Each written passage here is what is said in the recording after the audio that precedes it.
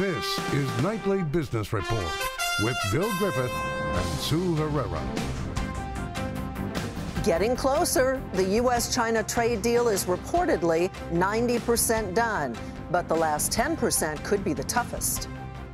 Capping costs. Cigna lowers the cost of insulin for some consumers as pressure from Washington grows. Crumbling infrastructure. A new report says it will take 80 years to fix all of the structurally deficient bridges in America. Those stories and much more tonight on Nightly Business Report for Wednesday, April 3rd. And we do bid you a good evening, everybody, and welcome. Wall Street finished with just modest gains today, but don't let that fool you. The stock market's major averages are very quietly closing in on new all-time highs. In fact, the S&P and the Nasdaq have now closed higher for a fifth straight day as investors continue to be cheered by reports that a U.S.-China trade deal is near, even as they brush off more and more soft reads on the economy. Today, the Dow rose by just 39 points. We're now at 26,218. The Nasdaq added 46 and the S&P added 6. Bob Pisani takes a look now at this slow yet choppy march to new highs. The early gains were fueled by higher hopes for this week's U.S.-China trade talks. China's vice premier meets with U.S. officials in Washington today, and reports are saying the two sides are getting closer to a deal. We've heard this before. The markets don't necessarily need to see a done deal to rally higher. They do need to see clear signs of concrete progress happening. Technology and material stocks led the way higher. There was a whole bucket of semiconductor names that rallied on this China trade talk optimism. So you have names like Advanced Micro and NVIDIA, the Broadcom. They all had a nice pop today, and they all have heavy revenue exposure to China. About half their revenues come from China. Broadcom is the most heavily exposed to that group. The Dow, the S&P, and the Nasdaq, they're all now less than 2% from all-time highs. It's not just the major averages that are inching closer to record territory. The sectors are as well. So technology and consumer discretionary stocks, they're 1 or 2% away from their old highs this year. And healthcare is just about 4% away from that mark. But a couple of key catalysts could turn the tide in the coming days, including the March jobs report, that's on Friday, and the official start of earnings season. For Nightly Business Report, I'm Bob Pisani at the New York Stock Exchange.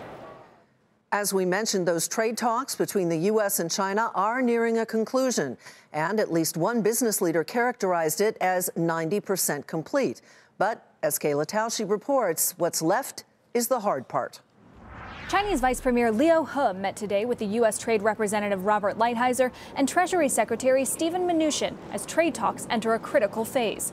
National Economic Council Director Larry Kudlow told reporters negotiations are making good progress. I think the Chinese have acknowledged these problems for the first time. They were in denial. And all of them. The IP theft, the forced transfer, the lack of ownership, the cyber hacking, they've acknowledged it. Before that, they wouldn't acknowledge it.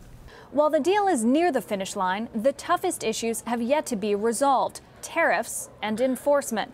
The U.S. has put tariffs on at least $250 billion in Chinese goods and wants to keep some of those in place until China makes changes. The U.S. also wants to be able to put more tariffs on China in the future and not have China be able to retaliate. That's not sitting well with Beijing. The negotiation will center around how much of those tariffs stay in place, or is China able to convince the United States to lift all of them and maybe snap back the tariffs if China doesn't live up to its obligations. If the two sides are able to reach an agreement in the coming weeks, the big question is how it would be implemented from there. U.S. officials have said any agreement is just the beginning. For Nightly Business Report, I'm Kayla Tausche. Elsewhere, a new report showed that private sector hiring fell to an 18-month low last month. Private payrolls increased by just 129,000 in March, well below the 173,000 that was expected. Economists say the report could be a sign the job market is running out of steam since gains slowed significantly across industries and company sizes. A separate report showed that growth in the services sector fell more than expected in March. According to the Institute for Supply Management, activity hit a 19-month low, weighed down by a drop in new orders. The services sector accounts for the bulk of U.S. economic activity. Homebuyers rushed to refinance their mortgages last week. It is something we told you was likely to happen given the recent sharp decline in rates. And today we got the proof. A new report showed that mortgage application volume rose to a 2.5-year high. Diana Olick has more. No question, lenders were busy last week as mortgage applications surged thanks to a steep drop in interest rates. Applications to refinance a home loan jumped 39% in just 1 week and were 58% higher than a year ago, according to the Mortgage Bankers Association. This as the average rate on the 30-year fixed fell sharply at the end of the month to just over 4%. At the start of March, it was just over 4.5%. That drop meant 4.9 million borrowers could likely qualify for a refinance and reduce their interest rate by at least 3/4 of a percentage point, according to Black Knight. That's a nearly 50% increase in the number of consumers who could benefit in a single week. Potential home buyers, however, did not rush to lenders. Purchase mortgage applications rose just 3% for the week, but were 10% higher than the same week 1 year ago. And in the category of you snooze, you lose, rates popped back up to start this week and could make their next big move on Friday when the all-important monthly employment report is set for release. For Nightly Business Report, I'm Diana Olick in Washington. 2 Dow components out with news tonight. Verizon is rolling out its 5G network earlier than expected. The next generation wireless service will hit Chicago and Minneapolis first. Then the plan is to bring it to 30 other cities. The CEO explained the benefits of being first to market. The team has been working relentlessly to give our customers this fantastic experience with 5G, and actually our test is going so well, so why wait when you have some good news for our customers? So we decided to turn it on today. We are selling the Moto 5G phone, the Z3, in the stores. Shares of Verizon were up a fraction in today's trade. And fellow Dow component Boeing said its CEO joined test pilots aboard a 737 MAX to demonstrate the updated software. The company says the update worked as designed. Well, first quarter earnings season kicks off in earnest next week, but not without some concerns. According to the Wall Street Journal, investors are worried that rising wages and energy costs have been eating into corporate profits. Rebecca Felton joins us tonight. She's Senior Portfolio Manager at Riverfront Investment Group. Rebecca, always good to see you. Thanks for joining us tonight. Thank you so much for having me. And in fact, first quarter earnings may actually overall be negative this time around, right? Right. You're looking perhaps at about a 3.5% decline in earnings year over year. That's about the FactSet consensus at this point, which would be the first time in about 3 years that we've seen that type of decline. So how much of this is already in the market? We know that wages and labor costs have been going up. We saw some pressure on oil prices, yet the market keeps approaching new highs. Is most of this already in the market? I think folks are looking ahead into the next 3 quarters of the year. Arguably, Q1 will be the most depressed, if you will.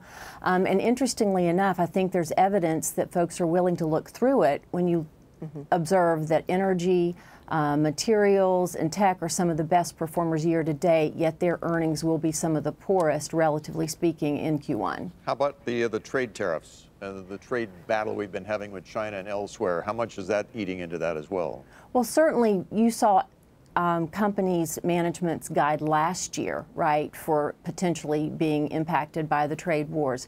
So any positive news on that front is likely to lift shares higher. But from a valuation standpoint, it perhaps could keep a ceiling on the market or the S&P at these levels. What areas of the market or what sectors of the market do you think will outperform on the earnings front? Well, I mean, tech has been a solid performer year to date, so it's hard to gauge. You know, momentum could carry it, and valuation may not mean as much. But we should see some good news out of some of the healthcare services, even some of the REITs, utilities. Some of the more boring types of sectors might have some of the best earnings year over year growth. And on the other side, what are you wringing your hands over? Well, again, I would have told you that the 3 sectors I mentioned earlier, materials, energy, and maybe even tech, shouldn't have had the year that they've had.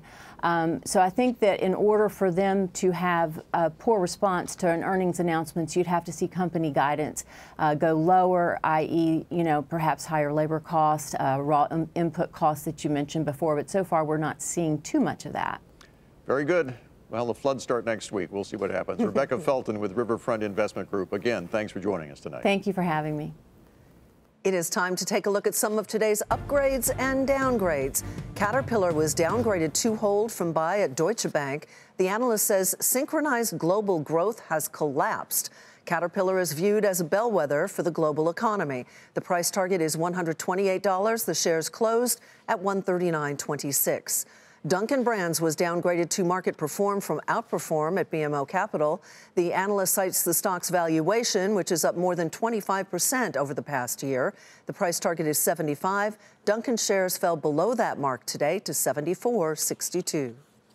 Intel was initiated with a buy rating in new coverage at Nomura. The analyst there cited Intel's leadership in microprocessors, artificial intelligence, and autonomous driving. Price target now $65. Intel crept 2% closer to that target today, closing at $55.48. Urban Outfitters was upgraded to buy from neutral at D.A. Davidson. The analyst cited fewer markdowns on items and overall stronger pricing and fundamentals. Price target there now $36, and shares finished up more than 3% today to $31.77. Still ahead, looking for the big fix, why it will take a lifetime to repair all of America's deteriorating bridges.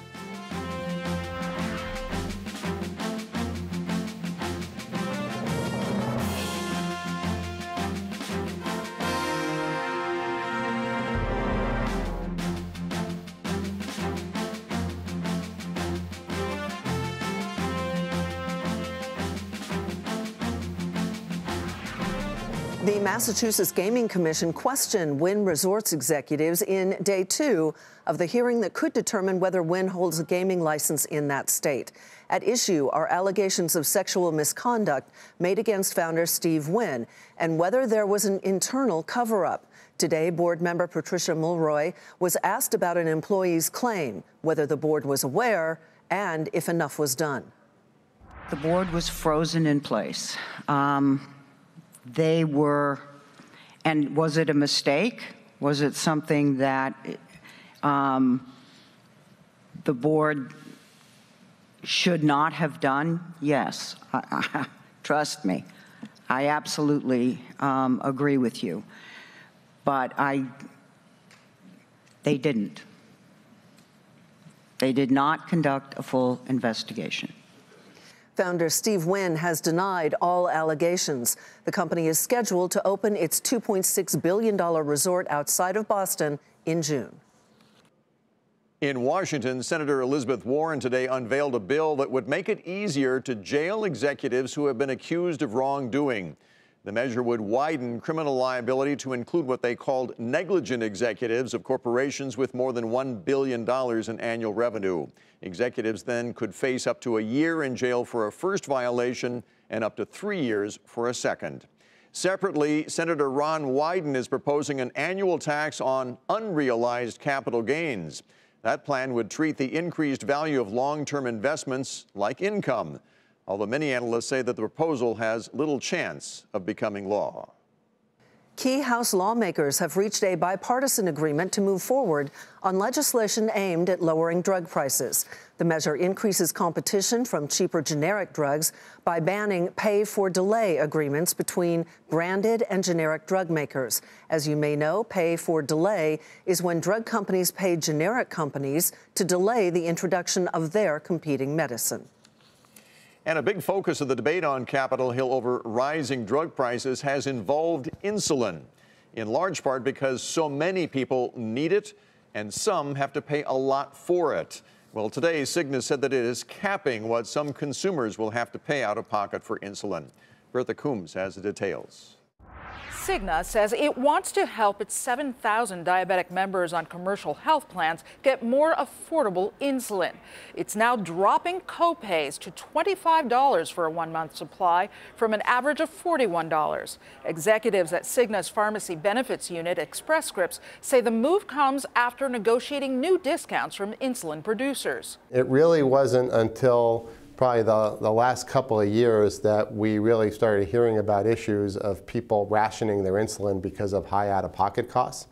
And from our standpoint, that kind of snuck up on people. But why now? Insulin prices for patients with type 1 diabetes have doubled since 2012, according to the Healthcare Cost Institute.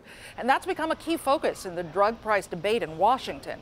In the last 2 months, congressional committees have launched probes specifically looking at insulin prices. When it becomes a more discrete, concrete problem, it's something that people respond to versus the macro drug prices are too high. So, but when you specify which one, then there are actions that either the government can take, the pharmaceutical manufacturers can take, or the payers can take, or all three. Last month, the nation's top insulin producer, Eli Lilly, launched a half-price generic version of its blockbuster drug, Humalog. Consumers will benefit if others follow Lilly and Cigna, says University of Pittsburgh's Inma Hernandez. It doesn't necessarily have to be this type of copayment reduction. For instance, one may think that instead of lowering copays, they could just lower list prices, because that could also benefit uninsured patients, which are probably the ones that struggle the most because of very high insulin prices. Cigna says the insulin makers are picking up most of the cost of the copay reductions, but it will still be up to employer and group plan customers to decide whether they'll implement the program for their members. For Nightly Business Report, I'm Bertha Coombs. Cigna tries to regain its shine, and that's where we begin tonight's market focus. After quarters of declining sales, the jewelry chain reported better than expected earnings and revenue. But sales at stores open at least a year fell 2% from a year ago. The company plans to improve its e-commerce operations and close some stores as part of its turnaround plan. We're year one of a 3-year transformation. We've called it Path to Brilliance, 3 key strategies for Signet. Customer first, building a strong omni-channel experience, and building a culture of agility and efficiency. I'd say we're making progress. We certainly aren't there yet, but we've set a strong foundation for bolder and faster action this year. Signet was up a fraction to $27.80. Acuity Brands topped profit estimates while sales for the quarter missed. The CEO of the lighting and building management company says there's some concern about the impact of tariffs and higher prices, but for the most part, demand has not changed. Acuity Brands jumped nearly 9% to $134.79. Drug maker Roche said its planned $4 billion takeover of Spark Therapeutics is still on track, even though the acquisition is being scrutinized by regulators, and only 30% of Spark shareholders have voted to support the deal so far. Spark fell 1% to $112.90. T-Mobile said today it's going to offer Viacom channels to its 80 million cell phone customers.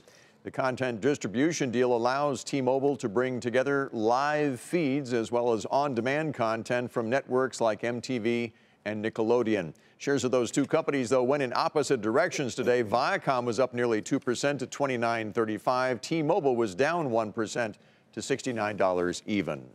And hundreds of millions of Facebook user records were recently found without password protection on Amazon cloud servers. A cybersecurity firm says that the way the records were stored allowed them to be downloaded by the public. We should point out, though, that the records did not contain sensitive data like passwords or credit card numbers. Nonetheless, Facebook did acknowledge the issue and said that those databases have since been taken down. Shares of the company were off a fraction today to $173.54. And Constellation Brands is selling 30 of its brands to Gallo Winery for $1.7 billion. Constellation hopes the deal will help it accelerate its growth by allowing it to focus instead on its premium wines and spirits. The stock fell initially following the announcement after the bell tonight, but finished the regular session up more than 1.5% today to $176.69. There's a new report from the American Road and Transportation Builders Association, which says that more than 47,000 bridges across the United States are in crucial need of repair, and it will take more than 80 years to fix all of them. Allison Perma Black conducted the study. She joins us now to discuss her findings. Welcome, Allison. Nice to have you here. Thank you very much for having me. A pleasure to be here. It's a pretty shocking report, and we're going to break down some of the states that have the most exposure to deficient bridges in just a moment. But what struck me is the fact that some of these issues are being addressed, but at such a slow pace. Only a 1% net reduction of deficient structures. Why is that? It really is. So every year as bridges are repaired, they're taken out of that structurally deficient category, which means that one of the key structural elements of the bridge is in poor or worse condition. But as conditions deteriorate on other bridges after the inspections, they fall into that category. So overall, we're moving in the right direction, but it's extremely slow. And even despite increases in investment, it really has not been enough to move the needle in a very meaningful way. So which states are we talking about that have the biggest problems with deficient bridges? There are two different ways we can look at this. The first are the states where they may not have the most deficient bridges, but it's a large part of their inventory. So states like Rhode Island, West Virginia, maybe might be smaller states, but have some challenges there.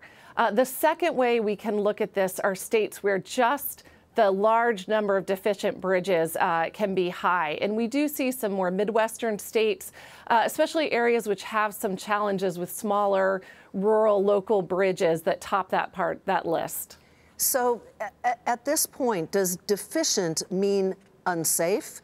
And how do you break that down? Right. It doesn't mean unsafe. What it means is that with the last bridge inspection, which usually those are done by state DOTs or professionals, there are some national bridge standards that are followed, that in that last inspection, one of the key structural elements of the bridge, usually either the deck, the superstructure, or the substructure below, one of those elements was rated in poor or worse condition.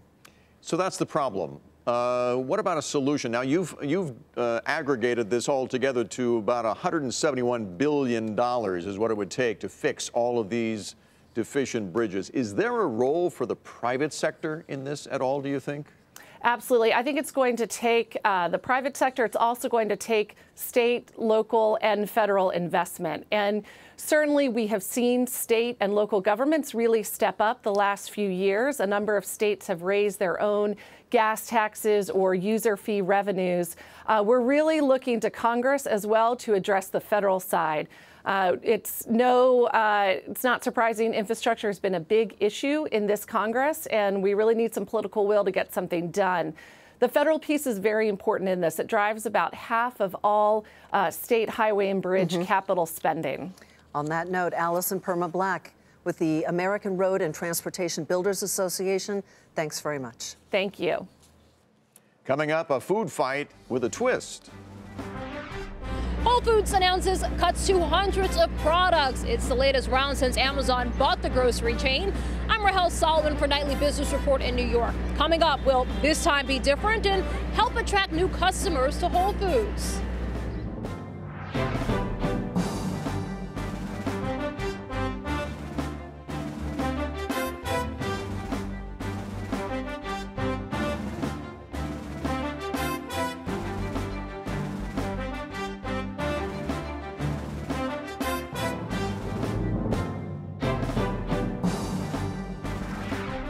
WeWork, the shared office leasing company, is buying a company called Managed by Q, which runs a platform for hiring office services like cleaning crews, receptionists, or IT support staff. And if all of this sounds familiar, it should.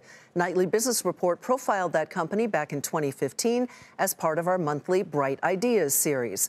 The financial terms of today's deal were not disclosed, but reports say the price tag was about $250 million, which would make it WeWork's largest U.S. acquisition. And you can watch our profile of Managed by Q on our website, nbr.com. As you saw, Whole Foods is cutting prices, and as you know, the grocer is owned by Amazon. And the decision has some investors, even shoppers, wondering what exactly Amazon is after. Rahel Solomon is in New York City for us tonight. There's a food fight in aisle 3. Amazon today slashed prices at its Whole Foods stores around the country.